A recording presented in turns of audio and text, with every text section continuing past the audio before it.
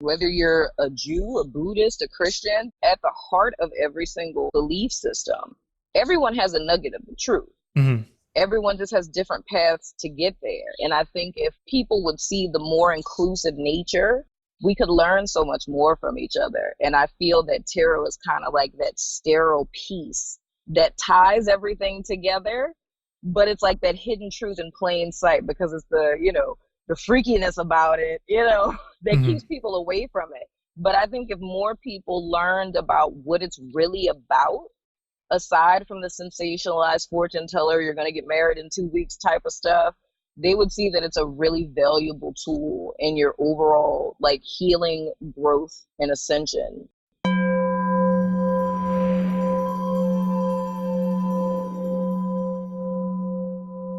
For questions, comments, and to show your support, visit us on the web at afroempath.com. Test 1 2, test 1 2. Hello. Hey, peace, sister. Oh, there we go. How does that sound? Sounds good. Sounds lovely. Oh, great. Wonderful. So you come highly recommended by that sister Michelle.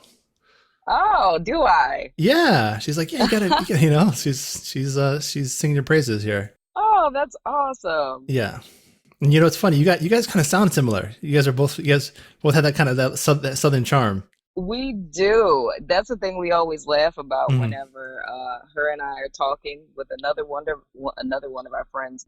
All three of us sound a lot alike, to where when I'm listening, I'm like, this is hilarious. Yeah.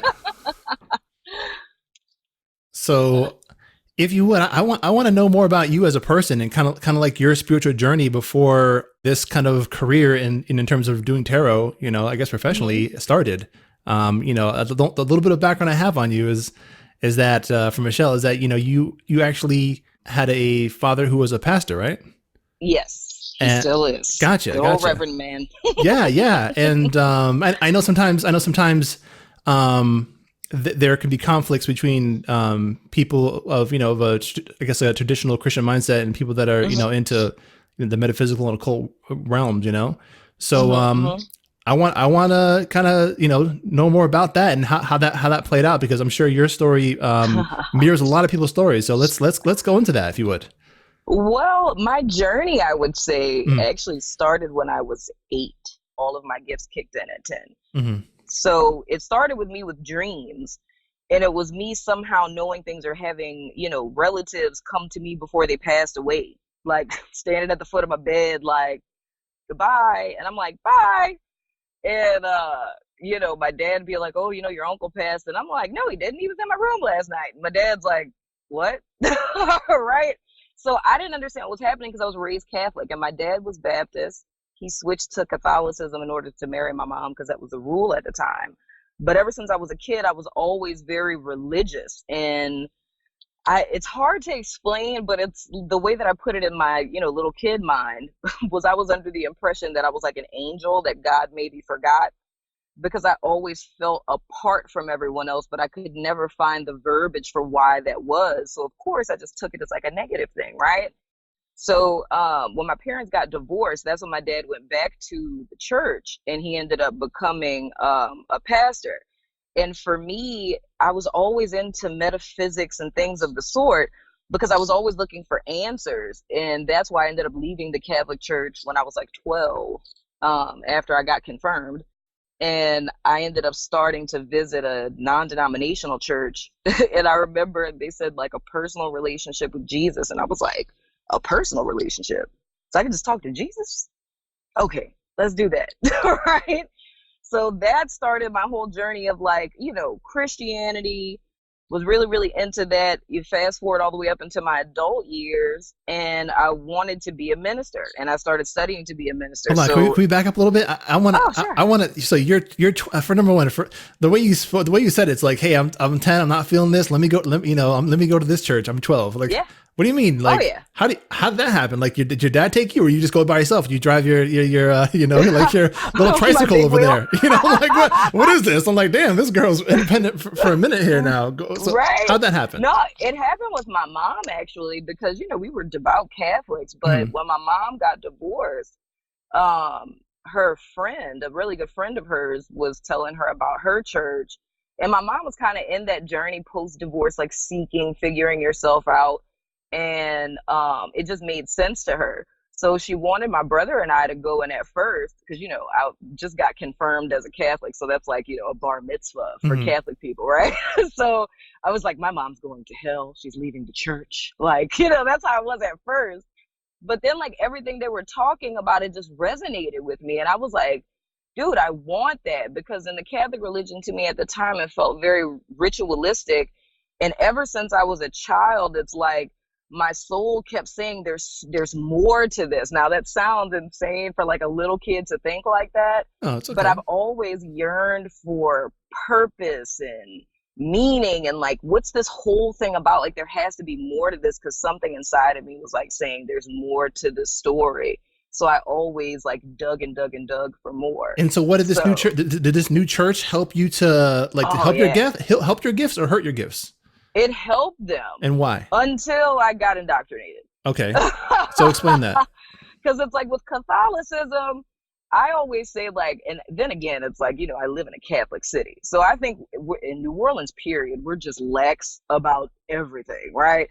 So everybody that is in the Catholic Church is burning candles and, you know, going to see, you know, juju priestess and things of the sort. Like, that's just normal. We all know we do it. We just don't say it. The hoodoo tradition and things like that. Yeah. Oh, yeah, absolutely. Gotcha. So it's kind of like incorporated into the Catholic Church because, you know, historically, when we talk about, you know, transatlantic slave trade and, you know, the voodoo religion and everything being intermeshed with Catholicism. So because that's a culture here for us, like literally a way of life that just comes with the territory. So it's not weird. But in like a non-denominational or Baptist, like Protestant Christian church, like instantly that's demonic, that's evil, familiar spirits, stuff like that. So where it went from me having these dreams and these gifts, suddenly all of that became bad. So I suppressed them. In the new church, you're saying? Yeah, in the new church. So that's when it's like, I grew a lot in my biblical knowledge, but when it came to my gifts, it's like I was almost like ashamed of them because I you know, my self-concept, I had a very poor self-concept, low self-esteem and stuff like that. So an authority figure saying like that's bad, it's like, I want to be a good girl. I really want to be good. So let me ask you, like, how, like, you said these gifts started to solidify for you when you were 10. Like, who did you tell? Did you tell your parents? Did you tell like people in your church? Like, how did that happen? Like, bring me through that. I never really told anyone. I would talk to my older brother about it. So I would talk to him because him and I are like super duper close. And we still really didn't know what we were talking about. It's just like, we were just kind of weirded out about it, but then like kind of scared because it's like, well, isn't that evil, you know? Give me an example. Give me an example. What would happen though? Like, you know, you saw, obviously you saw some people that had passed, you know, but like what else happened? Seeing people that passed or having dreams about like a conversation that like my grandparents and my mom were having that I wasn't there to know about. And it's like, and then they're talking and then I start like finishing the sentence and then everyone is like, how did you know that? And then I pause and I'm like, oh, that's not a memory, I dreamed that, you know? So it's just like, don't mess with that. Or even with like my first tarot deck I got when I was 12 from a friend of mine, and I had Pokemon cards too. My mom found the Pokemon cards, not the tarot deck, and she like burned them and said that they were evil and demonic and things of the sort. So it's like a lot of it, I didn't have anyone to talk to about it. So it was very unprocessed. It's like this stuff was happening. I didn't know what it was called or what it was or what like intuition was. Like I didn't have the verbiage at all. I was just like, okay, I'm weird and I'm strange and I might be a little crazy. So I'm just not going to tell anyone. So it was never anything that was like, you know, someone being able to kind of feed into that. It was a great deal of me just holding it inside myself because I really didn't understand what it was and just defaulted it into the wrong bad category. Gotcha. Yeah. I'm feeling all of that. Boy, this story, I'm sure you've heard this, like people with similar stories, you know, like, because this is like Michelle's story is kind of similar to this, but she ended up telling people about it, you know? Yeah. Yeah, that's a big struggle. Yeah. It's a big struggle. And I think that's where I empathize with her a lot because I wasn't vocal with it to where I could receive like open rejection. And I think that's something her and I discuss a lot, is just how much that impacted her of opening up and being rejected. And it's like with me, I was more or less dismissed. It's like, it's just like, oh, she doesn't know what she's talking about, or, oh, you know, that was more or less the thing. Okay. So out of curiosity, like you said, you were 12 and you got a first tarot deck. I mean, that seems, I mean, a bit, I mean, to me, I don't know. I don't do tarot at all, but I'm like, you're 12. Like when I was 12, you know, I'd probably be playing, you know, doing the Pokemon, just Pokemon, not Pokemon and tarot. So like, how were you introduced by a friend? Like, how did that happen? By a friend. So explain that. I was a skateboarder. Okay. And I was into like goth culture. So a lot of heavy metal, spikes around my neck, anarchy signs on my backpack and things of the sort. So that was like the whole culture with that. And it's like I was introduced to it. And it's like my friend who had them, like she didn't understand them. I didn't understand them, but it was something about them I found intriguing. And whenever I would go to her house, it's like, you know, we would just tinker with it, but we literally had no clue what we were doing. But I just knew it was something, some connection I felt to it. I was like, I don't know why. It's like, I feel like they're supposed to be in my life, right? No, I hear you. I know exactly what you mean. Yeah. Oh, yeah, man. But after that, it's like, it was just super Christianity for me, because I always battled with that good and evil thing. And I viewed myself as bad, inherently bad. And I needed something, I guess you would say, like legalistic, so to speak, to give me like a pathway to walk. I wanted to be a nun because I stepped back to Catholicism like 11th grade, because I went to Catholic school my whole life, like from the time we moved here from Texas. So like from second grade all the way up until my senior year of high school, I was in Catholic school. So then I got really serious about religion again, and I was considering becoming a nun, and I was looking at convents and everything. My senior year. Why? Like why? That's a huge that's a huge commitment. Like why? What is it about you that like drew you? Because you know, a lot of people, you know, when they're getting to this as a young child, or like they're like kind of in it, kicking and screaming. What would make you want to devote your life to at an early age? You know what I'm trying to say? Because it felt so right. It's like when they came and talked to us about, because it was like a little program they had at school, and they had the different nuns that were talking. And when I thought about how I felt spiritually, and like, you know, just my connection with wanting to know, or like the fact that religion was my favorite class of all things, I was like, man, maybe that's what it is. I said, maybe I'm feeling the call, right? Because they teach like when you're feeling the call, and like with the characteristics of people who are called to go into clergy. And I was showing all of those signs. It's like a desire for God, a desire to know about spiritual texts. And I was like, well, that makes sense. I was like, well, maybe I'm supposed to be a nun. That's probably why, right? Gotcha. Yeah.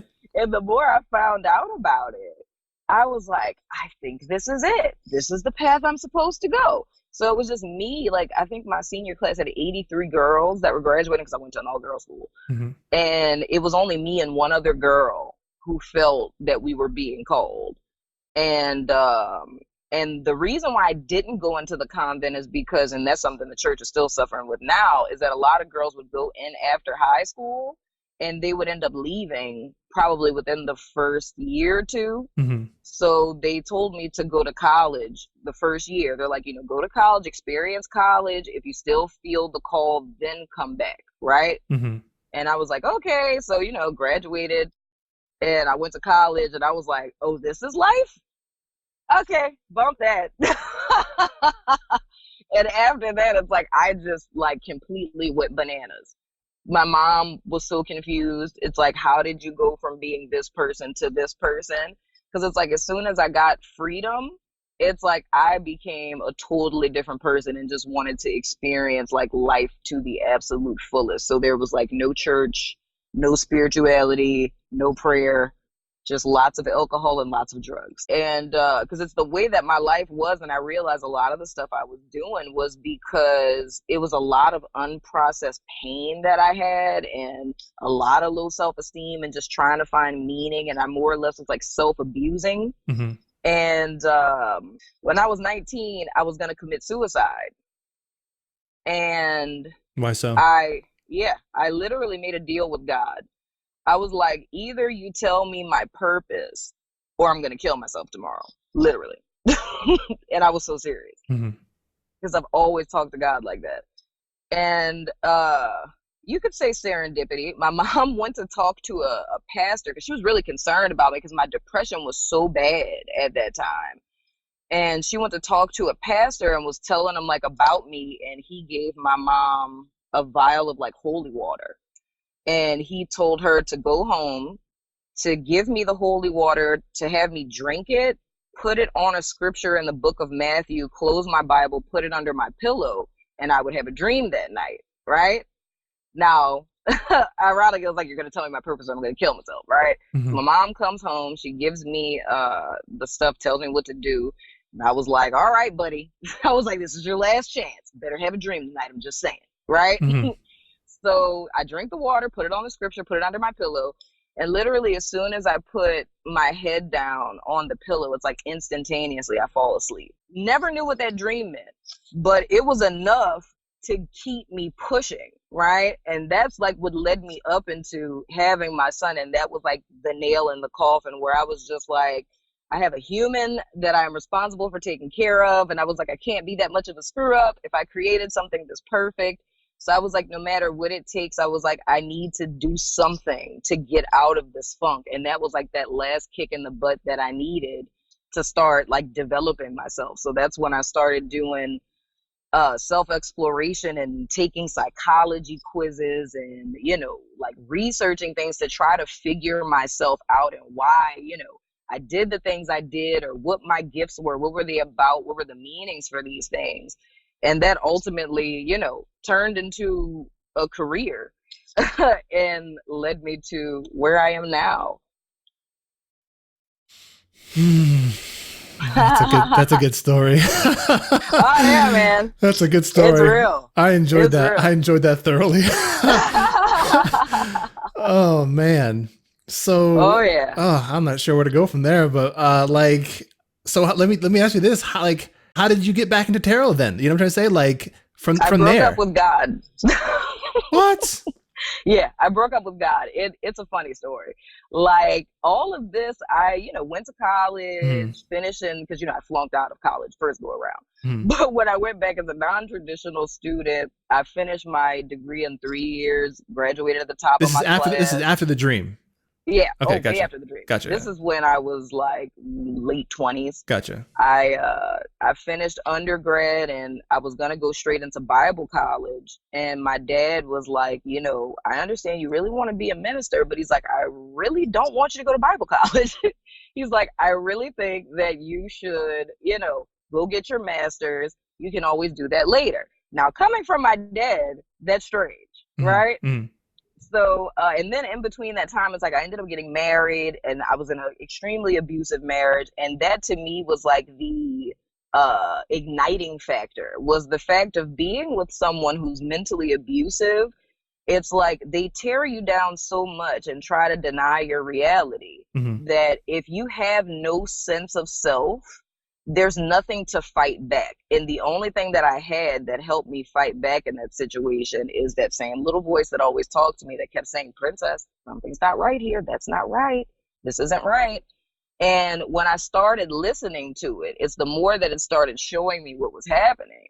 So throughout that process, it's me digging into the Bible to make sense of the things that he was saying, because it was more or less, we can say emotional and mental abuse, but it really had crossed the line into spiritual abuse because, you know, the thing most important to me, God, the Bible, was being used against me. Yeah. And it's like, you know, a scripture that you know, but if a person says it differently, it's like, well, it does say that, but it's like, that doesn't feel right within me, right? Yeah. So ultimately, I ended up leaving that marriage and infused myself into church, became very, very successful in the church arena. I was a church consultant. So I worked with like mega churches, like, you know, building programs and marketing, branding, all that good stuff. But the more I got into it, the more that I started seeing this is not right. It's like something is wrong here. But it's like everything looks okay, but something inside of me is saying something is wrong. And then I start questioning scripture, which was very rare for me. And I was just like, man, because I'm like, I studied Buddhism before, and I'm like, dude, it's certain things that just aren't adding up here. And I'm like, I'm thinking about what I know unconditional love to be. And I'm seeing how people respond to each other.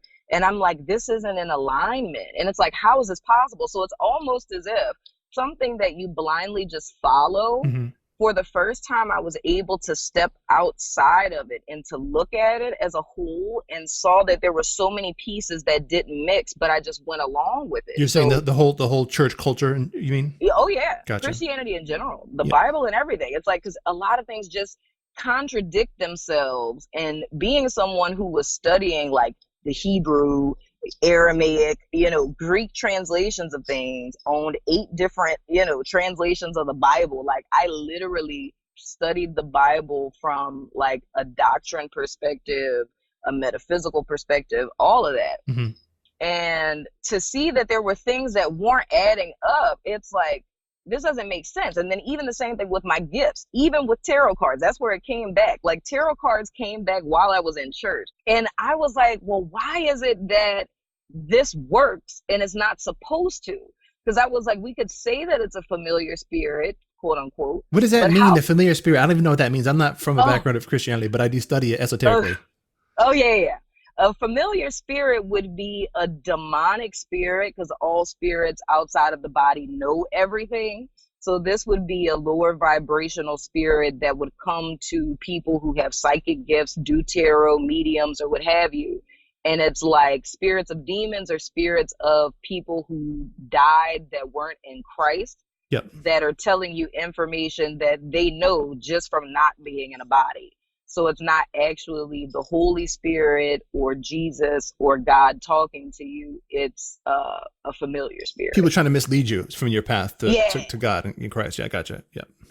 Gotcha. But the thing I said that's weird is like, I said, well, if that's the case, how is it that they're helping me understand scripture though?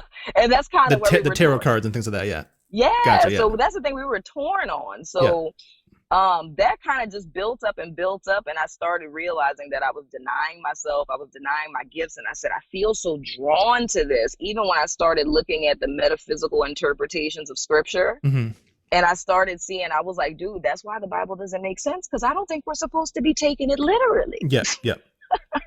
So it came to all of that, and it got to a point where I felt so much unrest, where in the epiphany I had literally was this. I said, God, I said, the only reason why people believe in you is because they don't want to go to hell.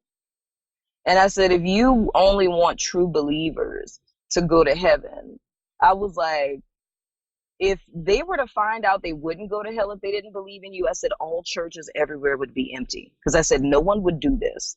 No one would self-deny to this extent, because you're literally walking a tightrope. And it's like, you already have this knock against you because you're a sinful human. I'm inherently evil and I'm bad. Everything that I think and do is wrong. But you want me to align with perfection when I already have so much against me, right? And if I don't do it, then I can end up going to hell. I can get saved, but I can lose my salvation and still go to hell. So there's no telling, right? And I was like, the God that I know is not like that. I said, it couldn't possibly be like that. So I decided to break up with God. So I literally said, I left my church, and I literally said to God one night, I said, look, I said, if I have to go to hell for this, then I deserve to go there. But I said, I can't keep living my life like this, because I said, there's so much of me I feel like I'm denying. I feel so out of alignment, because I said, it's so many things that make sense outside of Christianity. And I said, and everything that Christianity has ever promised me, it's never come to pass. It's like I've been under the illusion that it has, But the only thing that has made me is prideful and judgmental, looking down on people. Oh, they don't know Christ. I'm not talking to them. Oh, I don't want those type of people away around me. It's like they don't know Christ. It's like a very haughty spirit.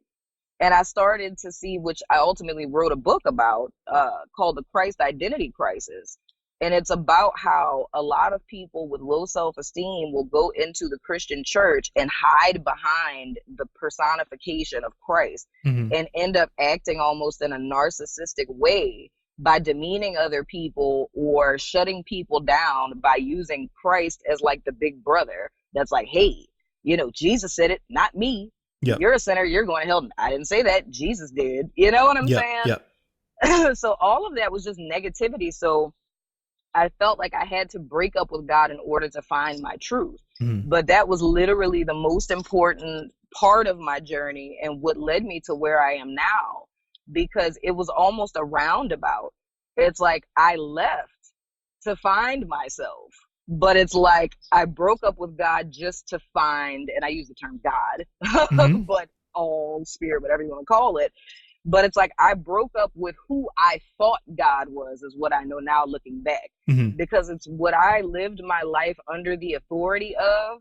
That was not the all. That was man's creation of God. And what I know now to be the difference between spirituality and religion is the fact that religion is man's way to God and spirituality is God's way to man, which is realizing that there really never ever was a separation. Right? It's just that what keeps us from growing in a religious or dogmatic mindset is the thought that who God is or who spirit is some entity out there somewhere. You know, like the absentee landlord, so to speak. And not seeing that connection of we are one and the same. There's only one of us, right? So that's what that whole journey ended up teaching me. And it started with tarot as a personal development tool for me.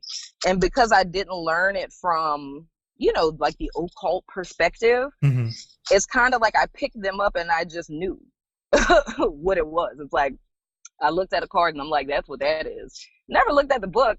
How'd you know? I don't know. I just knew. It's like everything I think I had ever studied. It's like I look at the tarot like the Bible on fleek.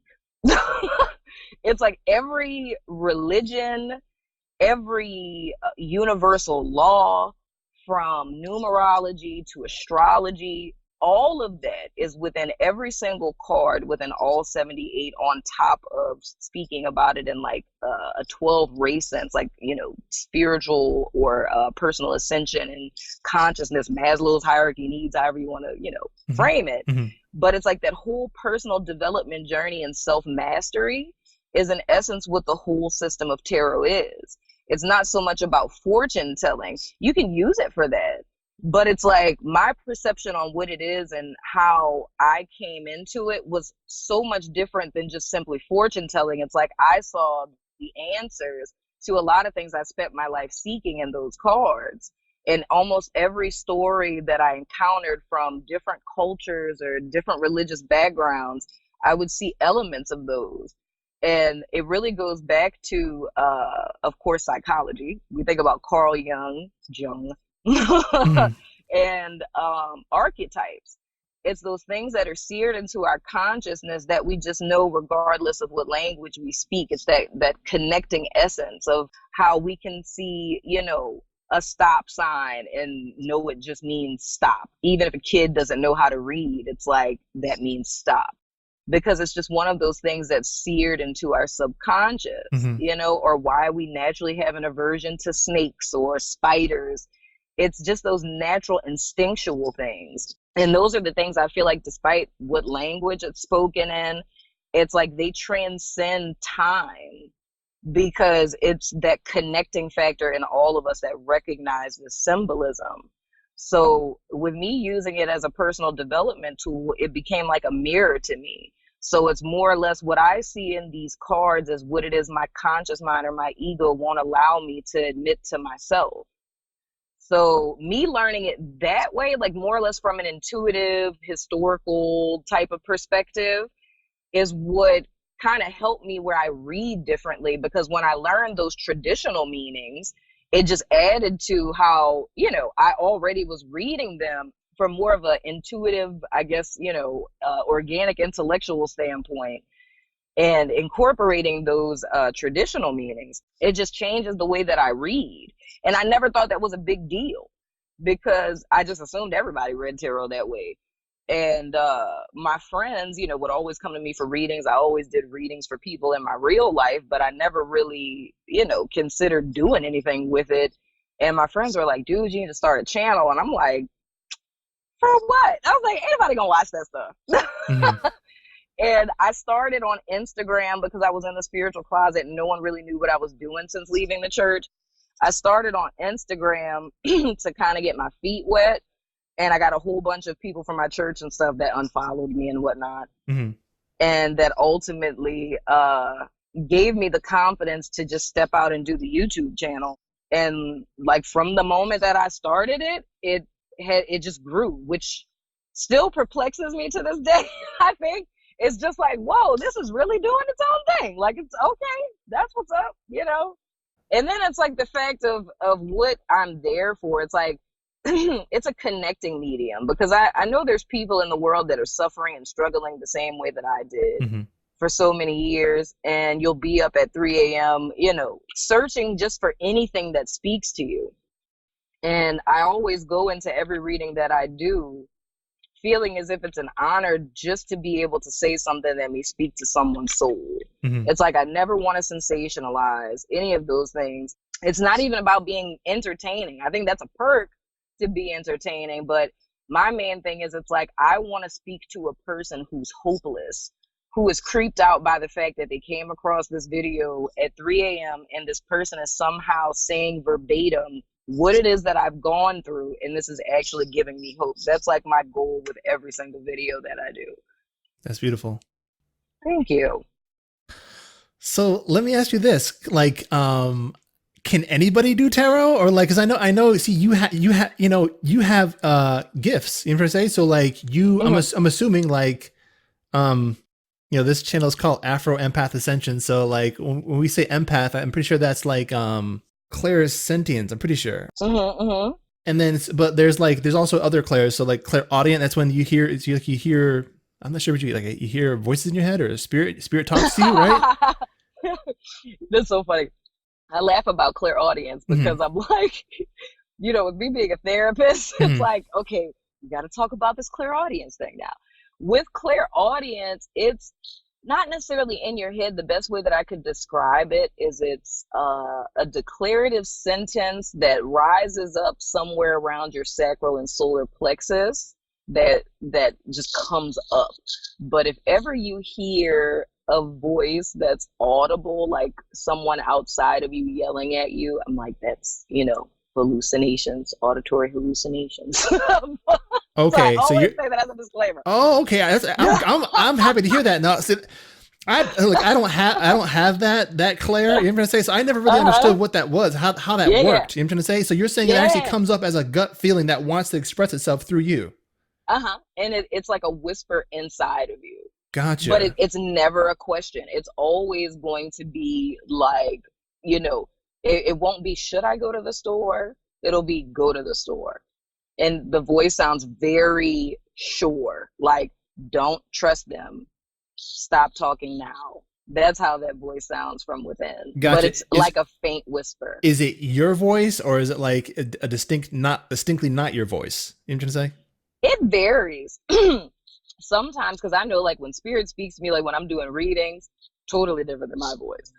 Totally different. But it's almost as if it doesn't have a sound. It's almost as if you would think of like a wisp of air, of smoke, and it like took the formation of a word. Mm-hmm. It's almost like it sounds like that, which sounds crazy. No, I get it. But that's literally what it sounds like. But it doesn't sound like you. Mm-hmm. But it's reminiscent, I would say, of yourself, but it's very distinctly different. This is a strange question, but does it have a sex or a gender? Is it a male or a female voice, or does it change or vary? How does that work? I think with me, like with guides, because some people work with like guides and stuff. With their guides, they can discern male and female voices. But it's like for me, it's like a genderless voice. Gotcha. It doesn't have any tone. But with some people, it does vary though. Okay, so that's a gift that you have. I'm saying like, is that like a prerequisite, would you say, to being able to do tarot effectively? No, I wouldn't say so, because what are all of the words for it? Clairaudient, I'm clairvoyant, I'm claircognizant, and clairsentient.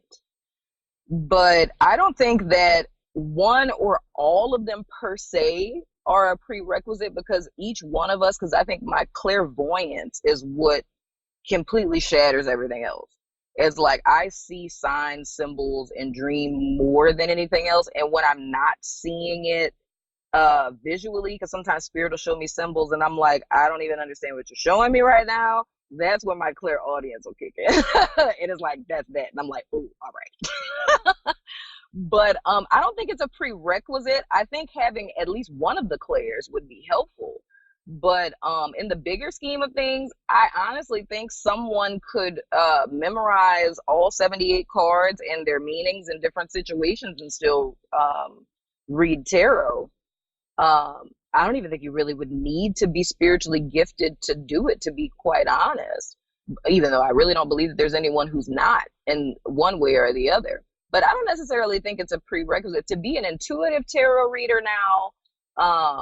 That's different. Like, I think to get what intuitive readers get from readings, as opposed to, Four of Pentacles, that's a hoarding energy, you need to kind of release control instead of getting like readings like that. Like the stuff that we get, that we see that aren't on the cards, they wouldn't be able to do that.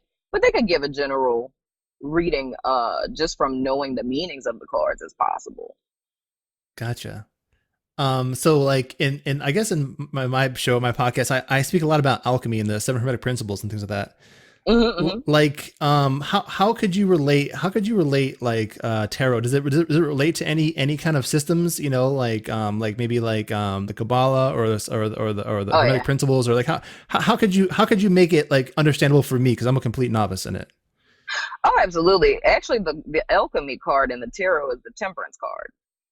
That card speaks of spiritual alchemy. But the easiest way I would say to relate it would be just looking at the major arcana, which are like, they call them the trump cards, and those cards go from 0 all the way up to 21. That's the story of the fool's journey or the hero's journey that you hear about in literature. So you think about like King Arthur and stuff like that. Yeah. Like the person with the humble beginnings, they don't know their truth, and they go on this journey and all that stuff. Then they end up finding their truth. Yeah. That's the whole major arcana.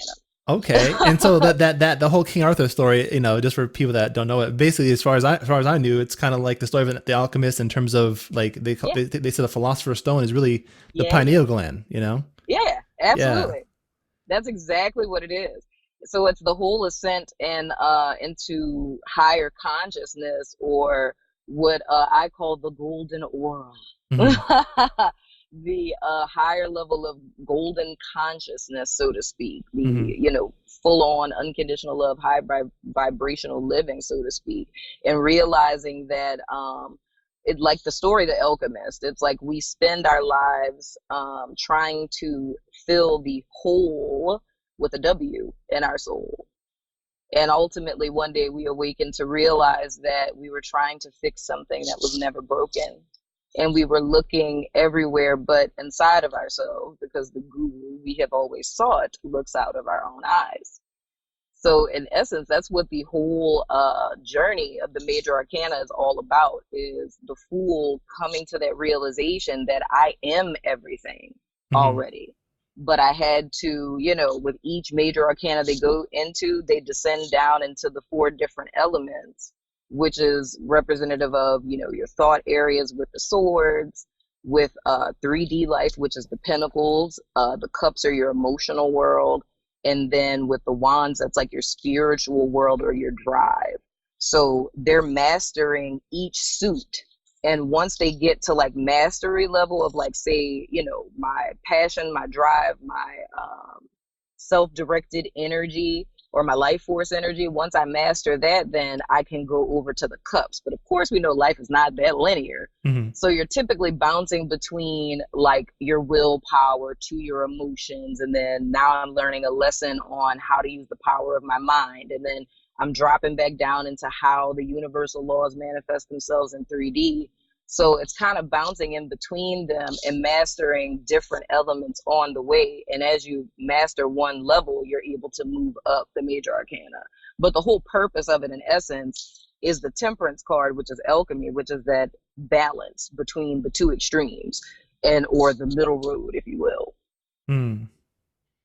Wow. That, like, thank you for that, because I had no idea it was like that. That's really cool, and now it makes it more personable to me now. If I ever, you know, see you reading anything like that, you know, so that's awesome. A lot of secrets hidden in those cards. Yeah. Wow. So, like, you had a journey, you know, coming from the church or different churches, you know what I'm saying? Mm-hmm. How did tarot help you come full circle into a different, you know, understanding of God, and how is, like, where would you say you're at now in terms of like your own process of alchemy, you know, if you were to read yourself? Oh man, I think we're always evolving first and foremost. Where I'm at right now is like accepting how other people see me, put it that way. Yeah. Because I see myself as like a regular human being. Yeah. You know, yeah. I feel like anything that I'm doing, I'm like, everybody can do what I'm doing, you know? Yeah. But it's encountering different people, and even the emails that I get about people who have experienced true change. I mean, it's some people who were on the brink of suicide who found my channel, and it's like, you know, the things that you said have given me hope to keep going. And it's reconciling that of like, wow, like, now granted, this is always the type of impact I've wanted to have on people, but it's, my friends say that I'm too humble. That's how they describe it. So it's like, for me, I'm just like, oh, you know, I'm just a person, you know, like, you know, I just do stuff, you know, and it's kind of coming to the place to where I'm accepting like, wow, like, you really have a platform. And people are really being helped and changed by this. And I think I'm still in that part of kind of kicking out that residual self-doubt to say, like, yeah, I do that, and being proud of it. That's where I feel like I'm at in my process. Have you forgiven yourself from, you know, for your, you know, your kind of wilding out type years and things like that? Oh yeah, man. Because I feel like that's necessary. Yeah. Like, I looked at that as like a hiccup, and it wasn't a hiccup. Yeah. It's like me going through all of that was so absolutely necessary. And that's where another one of my main messages to people is to go easy on yourself, because I see now, looking back, and to tie that into where tarot kind of plays that role, is tarot makes every single sidestep, quote unquote, that I thought that I made make perfect sense. I see now, looking back, that I was never off of the path. It seemed that way because of external expectations, or as I say, should, oughts, and supposed tos. Whenever a person finds themselves saying, I should, or I ought to do that, or I'm supposed to do that, that's an external authority outside of yourself whose expectations you're trying to live up to. And all of us as autonomous beings, we have the right and the ability to self-govern. Right? We don't need a person outside of ourselves to tell us those things. So I see that all of those times I'm like, oh, you know, I'm doing bad because I should be doing this. I see now that was all a part of the journey. And had I not taken that quote unquote sidestep, I wouldn't know the things that I know now. I wouldn't be able to look at them with fresh eyes and see the gifts of wisdom that were hidden in those situations. And it can help me moving forward with decisions that I'm making, or how I engage with people. And even those people that cross my path, being able to offer them wisdom from, you know, those quote unquote sidestep experiences. So with tarot, it's made it all come full circle. It's like, I see now that everyone is correct, and that another person does not need to be wrong in order for me to be right. Right? Gotcha. You know, a lot of times when we think about right and wrong, it's like, in order for me to be right, I need you to be wrong. so I can be right. And I see now that that's unnecessary. We can both be right in our own respect. You know what I mean? And we're all following the right path. We're all following the same truth, whether you're a Jew, a Buddhist, a Christian, because at the heart of every single, belief system, everyone has a nugget of the truth. Mm-hmm. Everyone just has different paths to get there. And I think if, people would see the more inclusive nature, we could learn so much more from each other. And I feel that tarot is kind of like that sterile piece that ties everything together, but it's like that hidden truth in plain sight, because it's the freakiness about it, that keeps people away from it.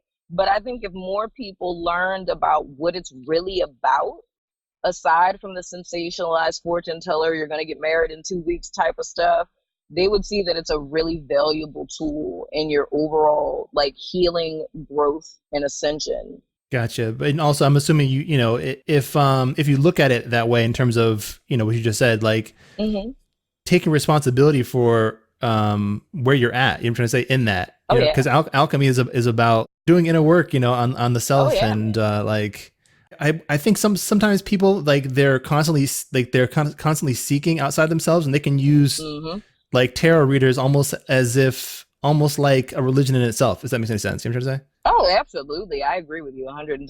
Because I meet some sisters all they do is listen to tarot readings. I'm like, I listen to tarot readings too sometimes, especially when you're going through something, you're like, man, I just don't know. But I realize that when I'm feeling good, I say good, but when I'm feeling centered and I'm feeling in control, a lot of times I don't feel the need to, if that makes any sense. You know what I'm trying to say? Absolutely. Oh yeah. So it's I say happy people don't watch tarot. Yeah, exactly. So that's the point. I'm trying to say, I'm glad you said that, because I think if people were to look at it, as a tool to see how they're doing in their own alchemical process. Oh yeah. And what they need to do internally through meditation and mindfulness and things like that, Absolutely. Then it's really about alchemy is really about responsibility, for yourself, because you are God experiencing yourself, Yeah. So, and that's what I feel sets my channel apart, is because I don't play that. It's I'm not into blaming other people or oh, how could they do that to you? It's nah. One thing that I think everyone subscribed to me loves about me is I'm going to call you out. Mm-hmm. I'm going to read these cards the way that I would read them for myself. Mm-hmm. And that's where I say it's fun, because I understand in so many ways. It's very entertaining. I can't lie, Yeah. Or even if you cross watch and you're finding out about another person, it's So we all have that little, You said do what? Crosswalk? What is that? Oh, crosswatch. That's a term, a YouTube tarot term. Cross-watching is when you're watching a video to get information on another person. So say if I have, a guy I'm dating who's a Scorpio, I'm going to go watch Scorpio's video when I don't have Scorpio in my chart, because I'm trying to figure out what's going on with him in his life. Mm-hmm. Okay. So that's something a lot of people do.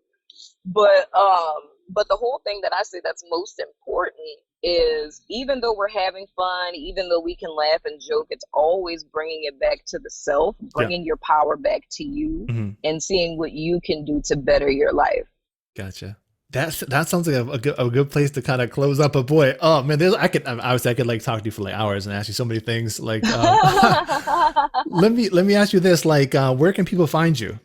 Okay, I have my YouTube channel, which is Shedoo Soulology, and I have my Instagram, that's Shedoo Soul. On Facebook, I'm Shedoo Tarot. And on Twitter, I'm Woke Bestie. Nice. Sister, it's been a pleasure and an honor. It has been a pleasure. Thank you for having me. My pleasure, sister. Take care. You too. All right, peace. Bye-bye.